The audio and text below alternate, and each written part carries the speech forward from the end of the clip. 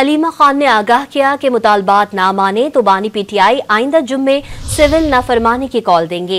पहले ओवरसीज पाकिस्तानियों से पैसे ना भेजने की अपील की जाएगी। अलीमा खान ने बानी के 2 मुतालबात भी सामने रख दिए।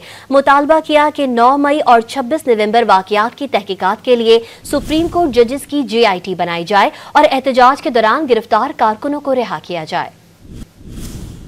सुप्रीम कोर्ट के जो सबसे टॉप आपके 3 जो जजेस हैं सुप्रीम कोर्ट के, सीनियर मोस्ट जजेस के नीचे एक JIT बनाई जाए। 9 मई के हवाले से और 26 नवंबर की वजह से आपने जितने पॉलिटिकल प्रिजनर जेलों में डाले हैं इनको रिहा किया जाए।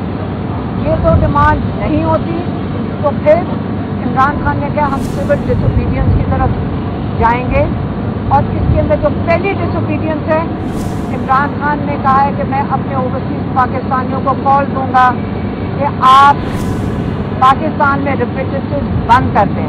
तुम्हें कुछ यौम शोक भी है, उसी दिन अगर आपने मुतालबात नहीं पूरे किए तो आप ओवरसीज पाकिस्तानियों को कॉल चली जाएगी।